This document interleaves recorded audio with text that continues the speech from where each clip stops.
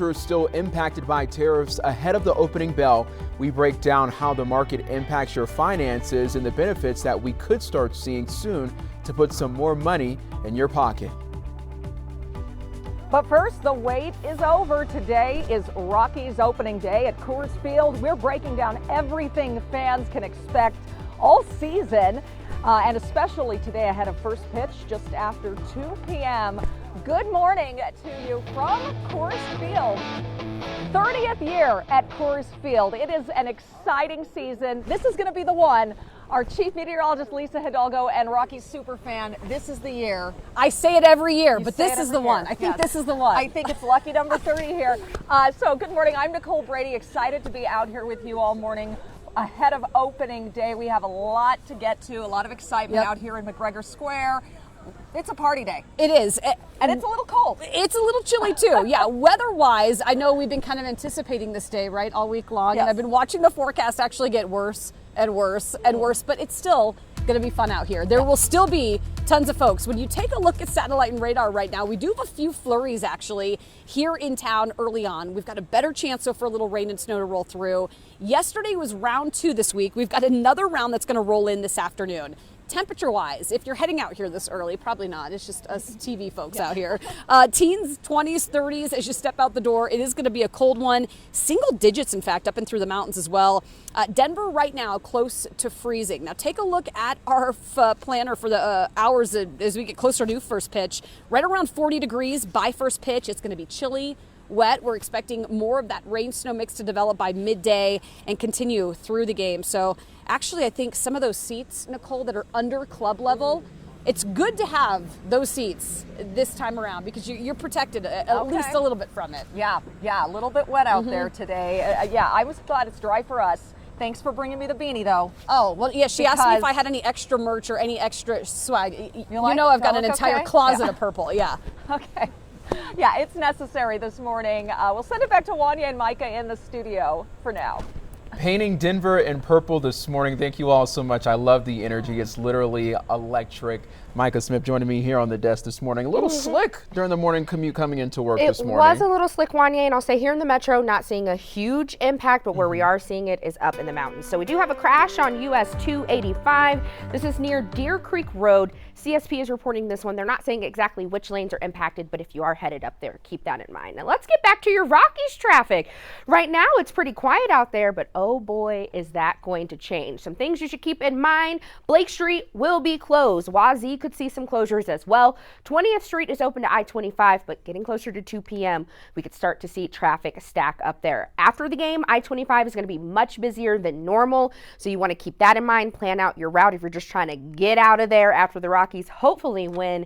In terms of the rest of the metro, though, most areas are running in the green. I'm not seeing any major slowdown, so if you are headed out the door within the next few minutes, you are in good shape. Take a look at just a few of your drive times down south. C470 is looking really good. I-25 looking good as well. I'll continue to keep you updated as things start to evolve and change, as we know they do on Friday mornings. Thank you so much, Micah. We are in a weather action day. Remember, you can always get updates on the latest forecasts and weather alerts in your area. Just download the free Denver 7 app. 5:03 now. This morning, we are keeping an eye on the stock market as the futures overnight show the big three continuing to drop.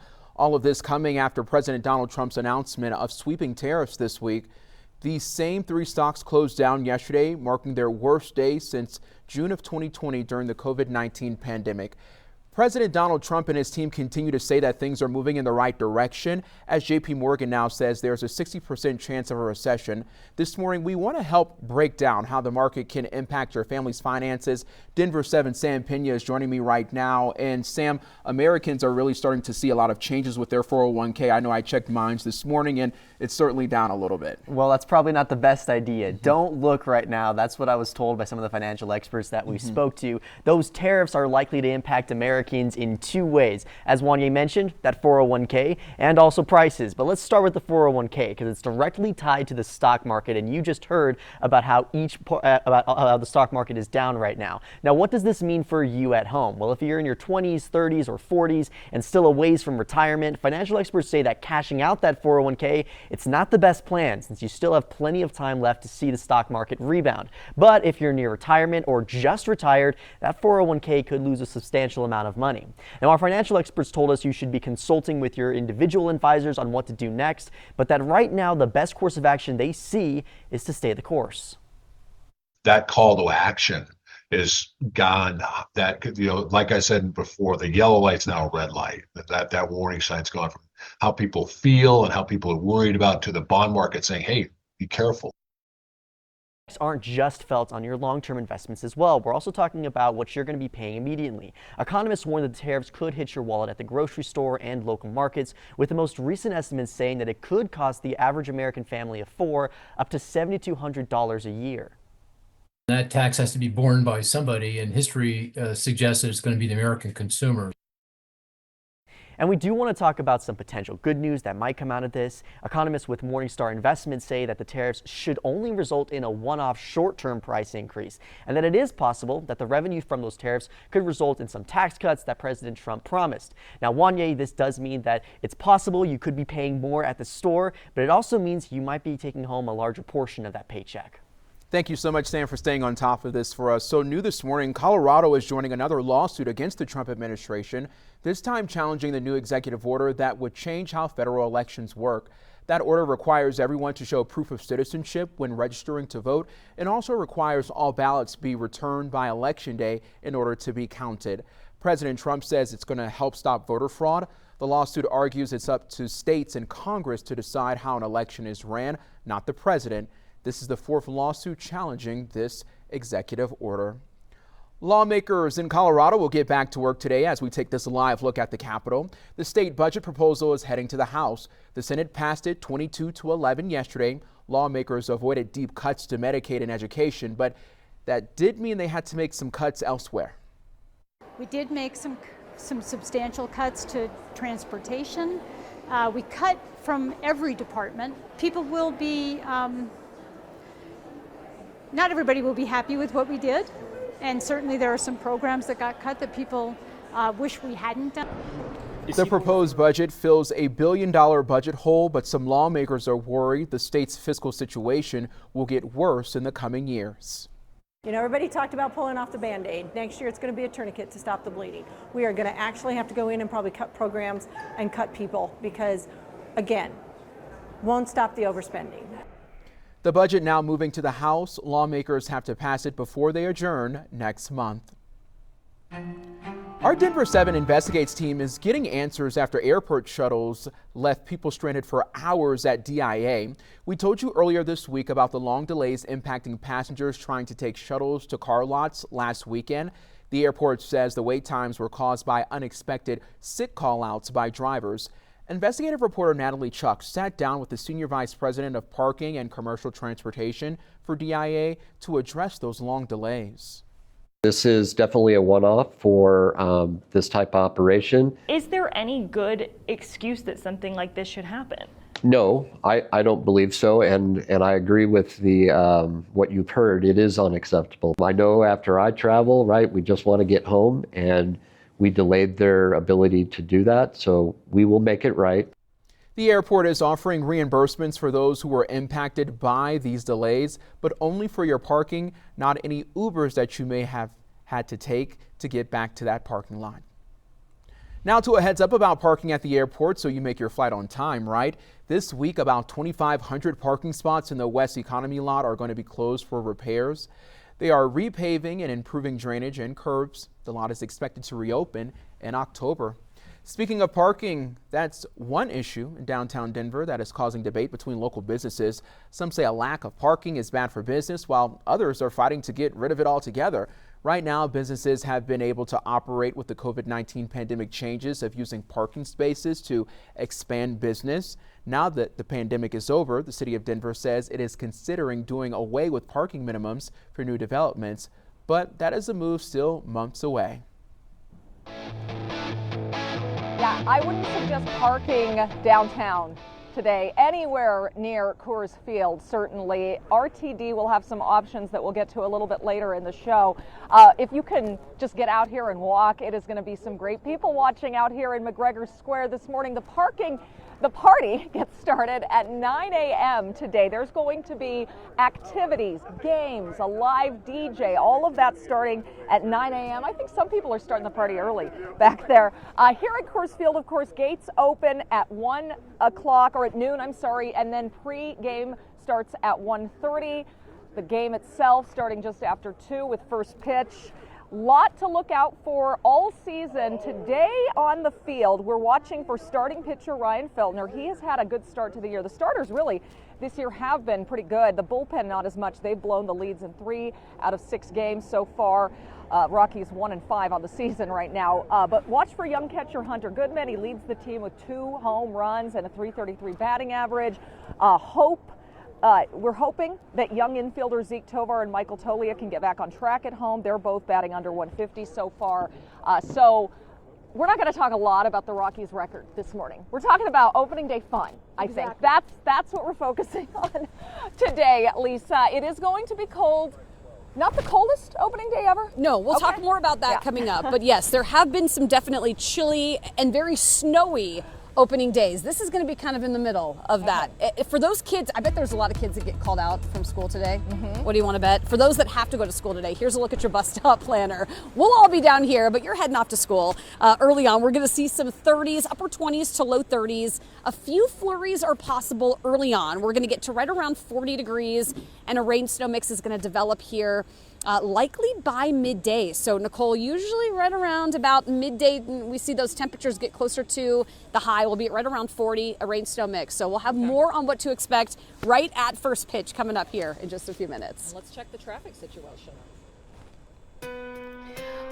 Well, guys, right now things are looking really good. I'm continuing to keep an eye on this crash at US 285. This doesn't want to fall off the map right now. We are hearing that there, again, is an accident, but we're not hearing how many cars are involved or how many lanes. But just keep that in mind if you are headed up to Bailey, headed up to the mountains this morning. Now, closer to Coors Field, also keeping an eye on this one. Shout out to your traffic expert, Jason Luber, for helping me build this map.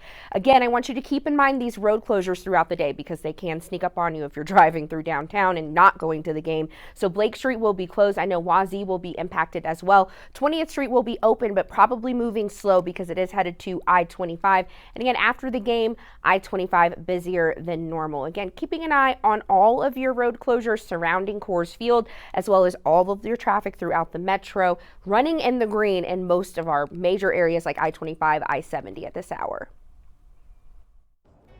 All right, our coverage continues of the Rockies home opener right after the break. Coming up, we're going to tell you how many losses it takes for Rockies fans to lose faith. I don't know if I believe this survey. So we'll have the latest on that, plus all of the excitement from Coors Field on this 30th season. We'll be right back.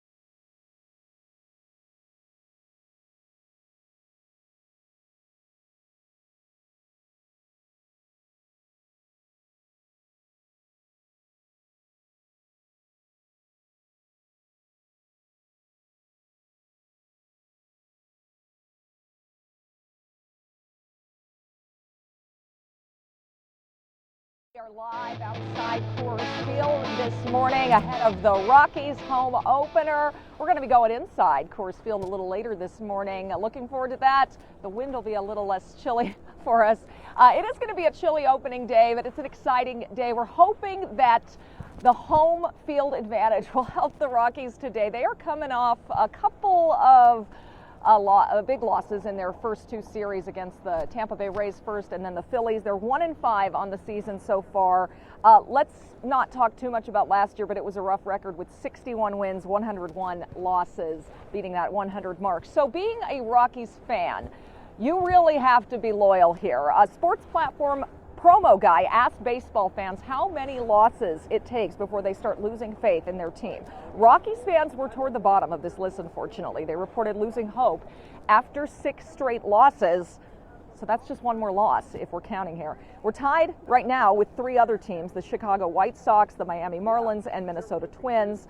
Only Athletics fans with 5 losses have less patience than Rockies fans. Again, I don't know if I believe this. I think Rockies fans are going to be in it for longer, especially once we get some of the home games underway here, Lisa.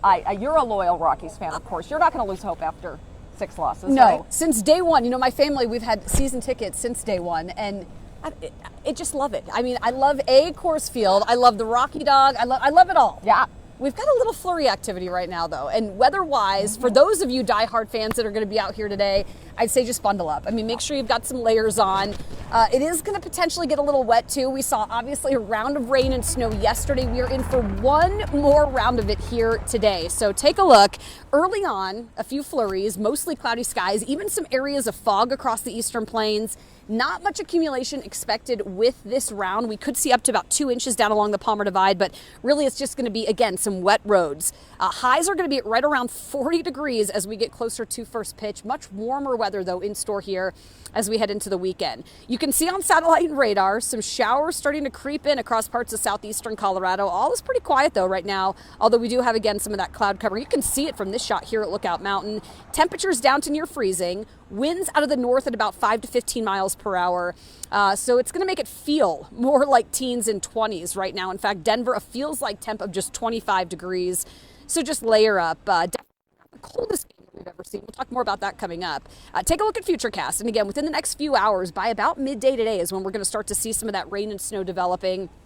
So you might see some tents that are up on some of the rooftops here in town as folks are out getting ready to head into the field. Should be at right around 40 degrees as we get closer to first pitch and then in through the first few innings with that chance for, again, a bit of a rain-snow mix. It will then clear out. By early tomorrow morning, we might be left with a flurry or two, but really skies are then going to clear, more sunshine in the afternoon, and some warmer weather on the way here. We're looking at highs at right around about 40 today. It'll be about 5 degrees warmer on Saturday, and then some mild and dry conditions Sunday. We're back in the mid to upper 50s by that point. Next week looks incredible. If only we could push opening day depending on the weather. Can't do it. It's today. Come out here, have a good time, just be prepared and make sure you've got a few extra layers. Micah, I'm going to send it back into you. Right now it's pretty quiet around here, but starting to hear a little more activity as they're getting some of the, the corners ready that they set up with all the tents and the trucks. Okay, yeah, I'm going to keep an eye on that, Lisa, because I know it is going to be popping down there very soon. I did want to show you this live camera that we have at I-25 and South University Boulevard. Again, just checking on some of those major corridors this morning, and things are looking really good. We're running really smoothly. I'll go ahead and take you to the map, and we will check some of your drive times as well. When we are here at I-270, that is from I-25 to I-70, 6 minutes running in the green, westbound running in the green as well. If you're headed to or from the airport, I'm always checking this route here because it can start to stack up. But as of this hour at 5:20, you're looking really good there as well. Out in the mountains, we are learning about a slowdown and a crash. We'll start with the slowdown. Westbound I-70 from Golden to Silverthorne, 69 minutes. That is about a 10-minute delay. Eastbound 59 minutes. It's a little bit quicker there, but something to keep in mind, especially if you're headed to Breckenridge or Frisco. Maybe you want to hit the slopes this weekend. We do have a crash here at US 285 near Deer Creek Road, and I did just get an update that that road is completely shut down in both directions. Still ahead, a big win for RTD employees and even you now with a tentative deal reached for workers, the benefits that's weeks away here in the Metro. Plus, our live coverage continues for the Rockies home opener. We are making sure that you are ready to enjoy the big game, whether it's today, this weekend, or anytime this season. Stay with us.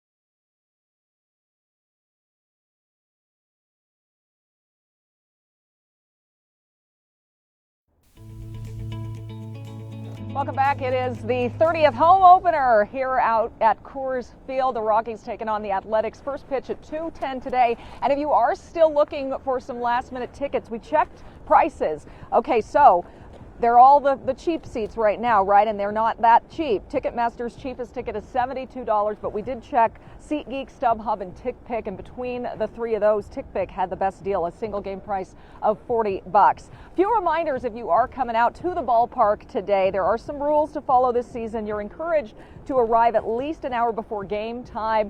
Today especially, all tickets are digital. Make sure you have them ready to go as you're walking in. Only single pocket bags are allowed, no backpacks or multi-pocket bags. And Coors Field, remember, is cashless, so only credit cards or Apple Pay to pay for those snacks and drinks that you'll want all day.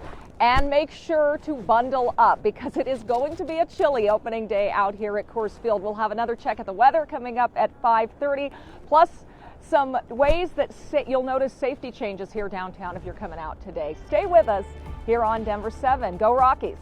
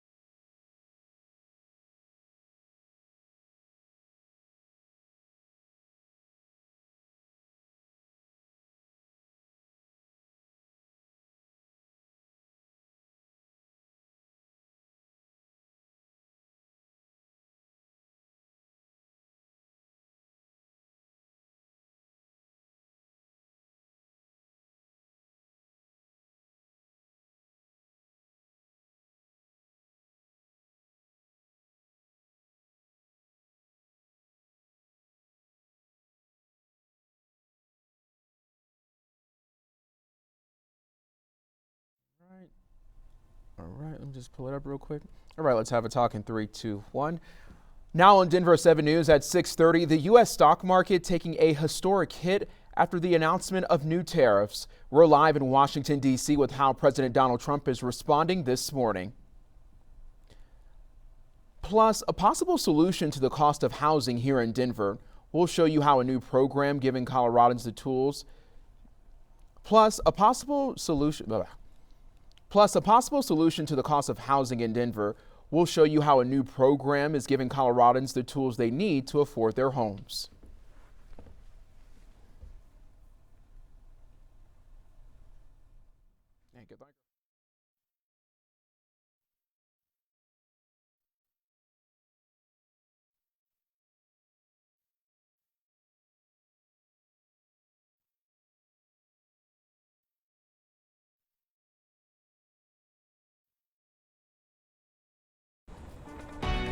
Welcome to Denver 7 News at 5:30 this morning. We're taking a live look from our Denver 7 roof camera, which overlooks Coors Field. Yes, this is our new building. This is our first Rockies home opener in our new building in the Five Points neighborhood. So we just had to cross Park Avenue to get out to the ballpark this morning. Thanks so much for joining us on this Friday, Rockies home opening day. I'm Nicole Brady out here with our chief meteorologist, Lisa Hidalgo, and Rockies super fan. Super fan. Yes.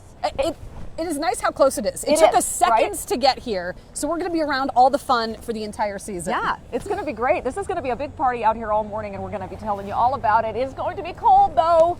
It's a little chilly. You're going to want to wear the right purple clothes today. Not the coldest Rockies home opener we've seen. In fact, that was back in 2018 when we were at 27 degrees by first pitch. So this will be better. Take a look. Here's a look at your forecast. By first pitch, a little chilly and wet. I think it's going to be more of the wet weather that's going to be the tough thing to get around. We'll be at right around 40 degrees by first pitch, dropping down into the mid to upper 30s as we get closer to the end of the game with that chance for a bit of a rain-snow mix. Now, so far, things have cleared out, dried up. We've got a few flurries out here, but that's it. Some areas of patchy fog on the eastern plains. Highs are going to be in the 20s and 30s in the mountains.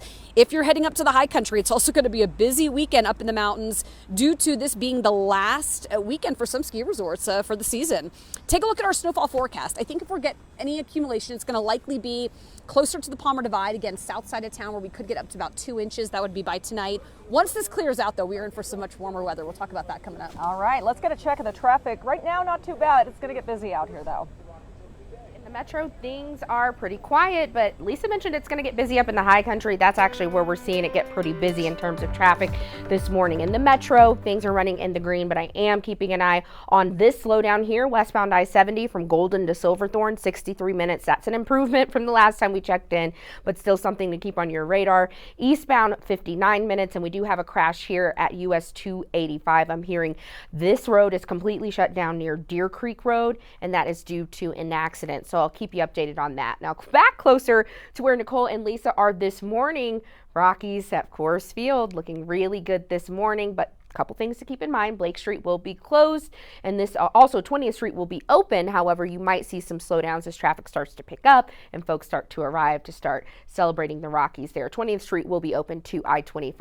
I do want to let you know about some parking. If you do want to go to the game, go ahead and pull that up for you in just a second here. There we go. This is a big parking map, but Lot B and Lot A. If you can get in there, because I'm hearing a lot of the permits are sold out, but there is some general parking. Lot A is going to cost you about $20 if you want to park closer to the stadium. Lot B is about $18, so stadium's down there, and I'm hearing that it's about a 15-minute walk if you're all the way at the peak here at Lot B. So just some things to keep in mind to help you plan out your Rockies a home opener there. Go back to the map for just 1 second, and we'll take a few more looks at your drive times. But in general, again, we are good at 5:32 this morning. Most areas running in the green. Keep in mind after the Rockies game, though, I-25 will be a bit busier. Now, a bit down south, C-470 looking great, especially southbound I-25 from Colfax to C-470 and northbound as well. We do have breaking news this morning. China has imposed a 34% reciprocal tariff on imports of American goods. That's in retaliation for the 34% tariffs that President Donald Trump imposed on China on Wednesday. Imports from China are now tariffed at an effective 54% rate. Trade between the United States and China is worth roughly $500 billion. This is a developing story, and we're going to continue to keep you posted on this story on air and also online. This is all coming as President Donald Trump stands firm on his tariffs and urging Americans to trust his plan. Prices of things like cars, clothes, electronics, and groceries are all expected to rise. The president claims this will free the U.S. from dependence on foreign goods and boost domestic manufacturing.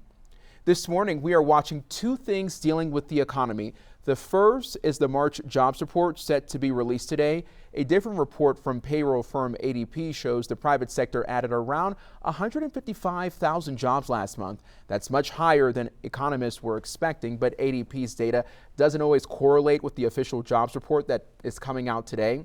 The second is the stock market, which opens in just a couple of hours. Futures overnight show the big three continuing to drop following yesterday's worst closing since the start of the 2020 COVID-19 pandemic. This morning, we are getting answers from the State Department of Education on how an executive order could impact funding. Chalkbeat, Colorado reports the U.S. Department of Education is giving the state 10 days to certify whether schools engage in any diversity, equity, and inclusion programs. Officials say those who do not sign a letter will not receive federal funding. Denver 7 did reach out to Colorado's Department of Education. A spokesperson says the department follows state and federal law, and they are reviewing the certification letter to determine their next steps. A federal judge in Elizabeth is once again ordering the school district to return books to libraries. The district had removed 19 books, saying they had highly sensitive content. The ACLU sued, saying removing the books violated freedom of speech. A judge had ordered the district to put the books back on the shelves by Saturday, but our partners at the Denver Post report that didn't happen. The district told the Denver Post they're working on filing an appeal. RTD and its workers union have agreed on a tentative deal giving more than 2,000 employees a pay raise. Workers' wages would jump 6.5% this year, then another 4.5% each of the next 2 years. That raise would be retroactive to the start of 2025. It takes starting pay from just under $26 an hour to more than $30 an hour by 2027. Union members still need to vote to approve those changes. People can be, questionable or violent towards. We've had operator assaults. So we firmly believe money isn't going to fix everything. But if you have one less worry about how to take care of your family and you can concentrate on your job more, that makes it a little better. RTD acknowledged the tentative agreement but would not comment on any details. It's going to be a busy day in Denver, to say the least. And don't forget, Denver police will be adding new patrols around downtown. This week, city leaders announced that they're adding a new group of officers, park rangers, mounted police, security guards, and more. They say they want everybody to feel safe going downtown, especially during big events like today, opening day. You might also see the city's new ballpark ambassadors helping keep the area around Coors Field safe and clean. Looking to today's home opener, this is the first for the Rockies without Charlie Blackmon. The outfielder retired last year and is now working in the Rockies front office. No denying he rocked an iconic look on the field. Foco Loca Social Club is holding a Charlie Blackmon look-alike contest. It's going to be happening tomorrow from 4 to 6 p.m. But Nicole, all the fun starts today as we get ready for the first pitch at 2:10 tentatively, you could say, this afternoon, depending on the weather. Yeah, You're right. I don't think we're going to have any delays with that. We'll talk to Lisa about that. I think we got to get some people from Denver 7 out for that Charlie Blackmon look-alike contest. That sounds fun. I can't wait to see the pictures from that. Yeah, some exciting things happening for opening day. Every fan who comes out here today is going to get a free fridge magnet with the 2025 schedule with all the home games in purple, the away games in white. You don't have to miss a single game. And every single fan out here gets one of these today. And we can highlight a few of the exciting games this season, guys, as we look ahead at the schedule. After the series with the A's here, the Milwaukee Brewers come to town the 8th through the 10th. The Atlanta Braves are here the April 28th through the 30th. The Yankees return to Coors Field May 23rd through the 25th. And then the Dodgers here June 24th through the 26th. The Rockies are also at home for the 4th of July this year. for the fireworks shows, the series against the Chicago White Sox, July 4th through the 6th. And if you're looking at which theme nights you want to attend this season, we have a few highlighted here. You can see them all online, but the Rockies are celebrating 30 years at Coors Field on April 26th. That marks exactly 30 years from the first game here in 1995. Dinger Day, April 27th. Star Wars Night is July 19th. We got Harry Potter Night on September 6th. Several buy one, get one hot dog days throughout the season. BOGO hot dog. BOGO. Who doesn't want to miss that, right? You know, my favorite day as a scientist is there's a STEM day. That's April 30th with Steve Spangler. I'm sure they're going to blow something up in the middle of the field. My kids are coming to that one as cool. part of a school field trip, and my husband's chaperoning. So How that's fun. going to be a fun day. I think it'll be a warmer day, I hope, for those kids that day. Yeah, as the season goes on, it gets warmer. It is a cold home opener. Right now, we've got temperatures. Take a look, wind chills that have dropped down into the single digits and teens. If you're heading out here, make sure you bundle up, layer up, bring an umbrella with you. If you're planning on walking around at any point here, heading out to the field, because we're going to see that chance for a rain-snow mix. Highs are going to get to right around 40 degrees this afternoon. I'm going to show you the timing of the wet weather coming up here in just a bit. But right now, Micah, roads drying out after we had a pretty good... Yeah, and that is certainly good news for us, Lisa. Roads, not a big impact from last night's rain and snow that we saw all throughout the metro. Now, in terms of your traffic this morning, again, most areas running in the green if you are in the metro. I did not mean to pop this up, I'll be honest, but there is Coors Field. You're looking good there this morning. Blake Street, again, will be closed today. I do want to tell you about a crash that happened up in the mountains. I'll tell you that after the break. Thank you, Micah. Coming up, a reason to celebrate beyond the Rockies home opener. We take you inside the Sandlot Brewery that is also marking a pretty big milestone. Nicole? All right, and all throughout the morning, we are continuing our coverage of the Rockies home opener out here at Coors Field, Milwaukee. Coming up, we're going to take a look at some of the merchandise you can buy out here. Some of it celebrating the 90s when the Rockies first played at Coors Field.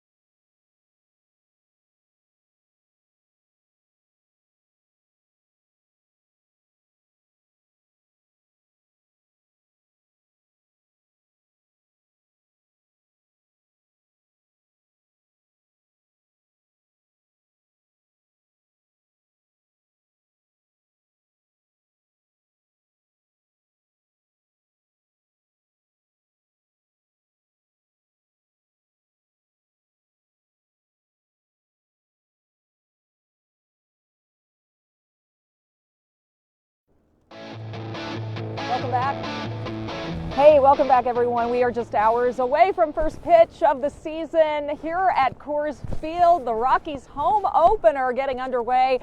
The festivities get underway at 9 this morning in McGregor Square. A lot to celebrate, and coming up in about 7 minutes, we have an interesting look back at the first ever brewery inside a Major League Baseball stadium. It was right here, opened back in the 90s when Coors Field opened in 1995. So that's something we're going to be celebrating all season long, is this 30th anniversary at Coors Field, including the merch you can buy, guys. I want to show you some of the new gear you can get this season if you need to support the team. The first is a throwback to the 90s, with Coors Field celebrating its opening in 1995. So you're thinking oversized, big prints, glow-in-the-dark hats, lots of great 90s merch. Next up, fashion meets sustainability with some upgraded apparel here. These are old jerseys recycled into new pieces, like this jacket.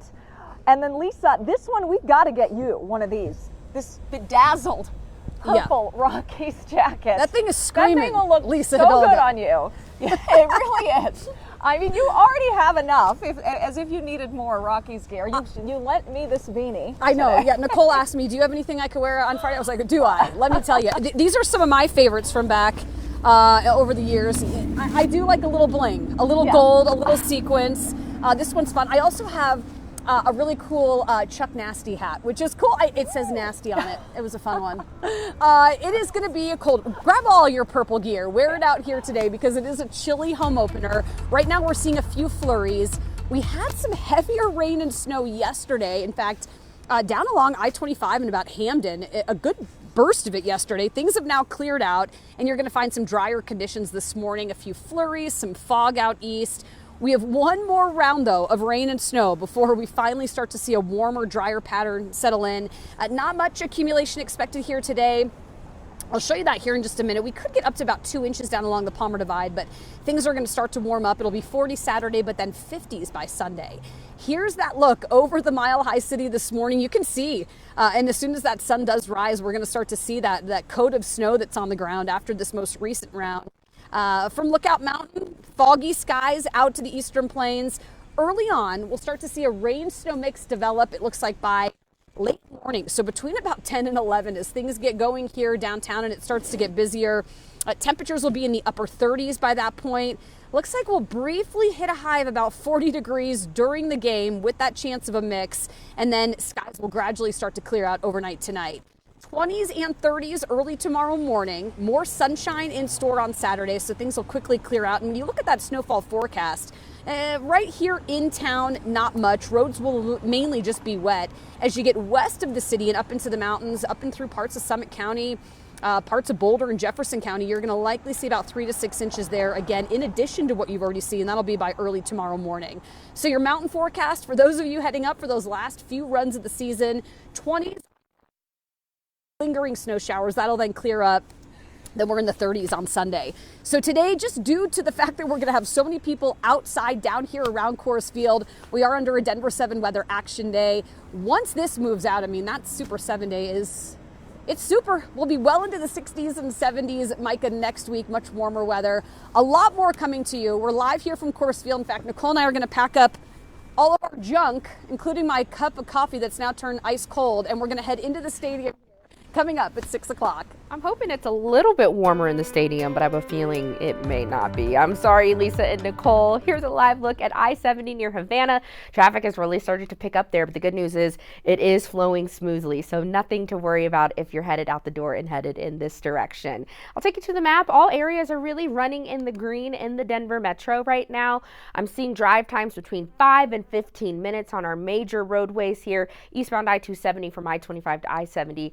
7 minutes, westbound the same. If you're headed to or from the airport this morning, you are looking great. Westbound I-70 from Pena Boulevard to I-25, 11 minutes. So again, good shape there. Now out in the mountains, we have a slowdown here. Westbound I-70 from Golden to Silverthorne, running you about 15 minutes slow at this hour. And we do have a crash here at US 285 near Deer Creek Road, hearing that the entire road is closed in this area. So you really need to keep that in mind on your morning commute if you're headed up there. Thank you for that update, Micah. It's a constant worry across our state, the cost of housing. Now MSU Denver has a new solution.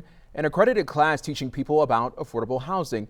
Denver 7's Sam Pena got a look at that class and how it could help solve the growing affordability problem. So that can be a single-family home. It's a tough topic in Colorado, finding a home at an affordable price. Not only is it the first class being offered, but I just really feel like a trailblazer. Stacy Berry is one of 15 students taking part in MSU's inaugural Affordable Housing Institute program. This class really piqued my interest. Berry is learning about the state's housing programs, taxes, and policies, information that could have helped her years ago. I was in an abusive relationship when she had to make a difficult choice. I had to choose between staying in an abusive relationship or becoming homeless, to leave that relationship, and I chose to become homeless to be free. We never used to talk about it so widely as a crisis. Program Director Andy Proctor says the housing crisis in Colorado is putting people like Stacy in tough situations. Can we as a community take steps to help that problem?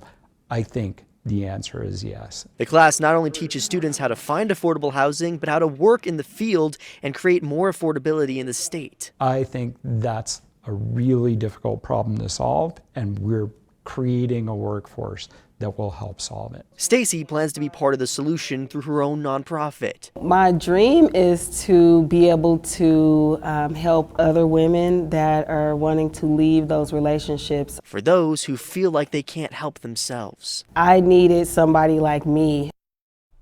And those affordability housing classes are on Monday and Friday afternoons if you'd like to sign up, or if you want to find out more information about Stacy's nonprofit, you can find a link on our website, denver7.com. In the studio, I'm Sam Pena, Denver 7.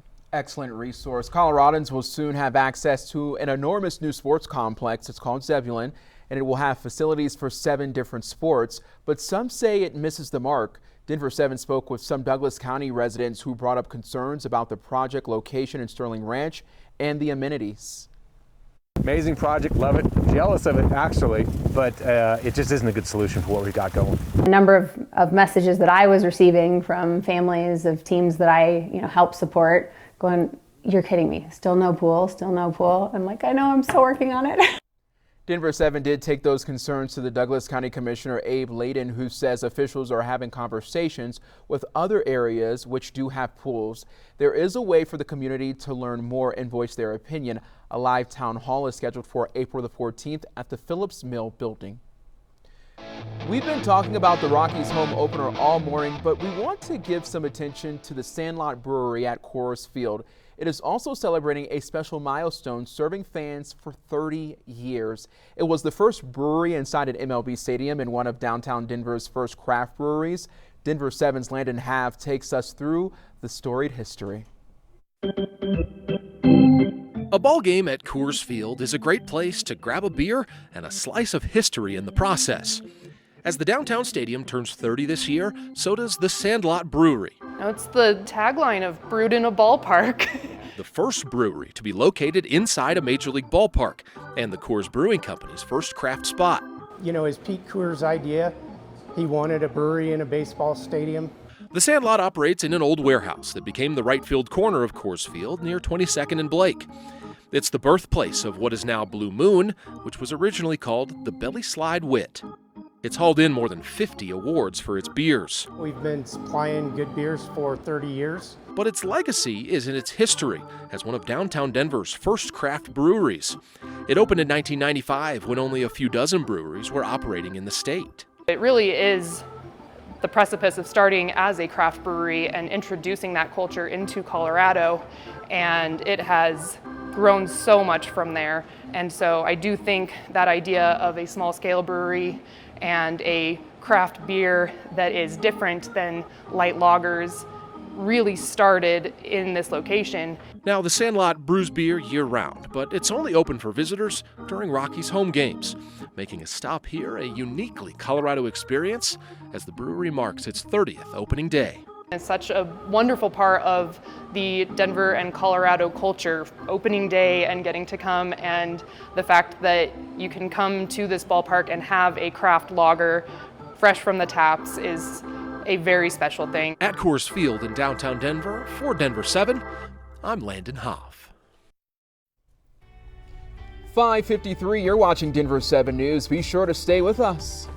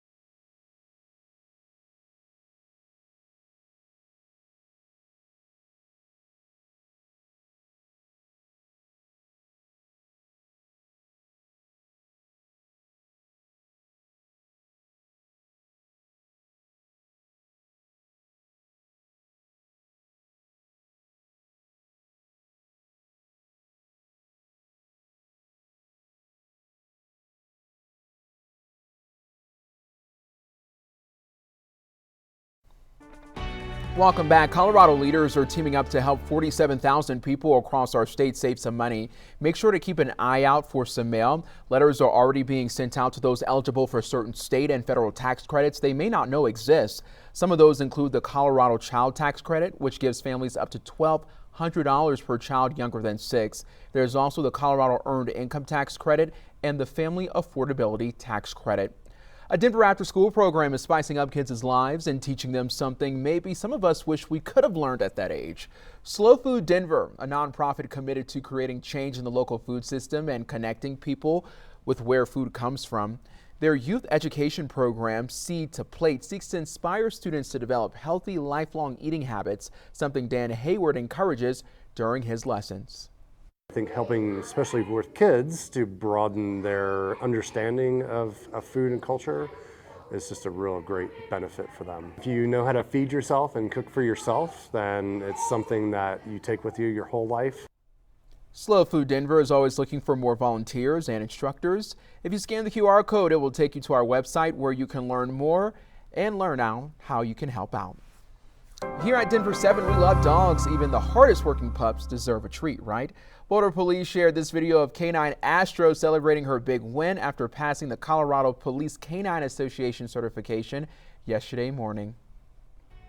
Next on Denver 7 News at 6, we are helping you look for big savings, the top outdoor buys you can cash in on this month. We'll talk to you soon. Coming up at 6 a.m., we continue our Rockies home opener coverage live from Coors Field. We're going to go inside the stadium, and all new at 6, we'll show you some of the new food options for fans this year. Stay with us.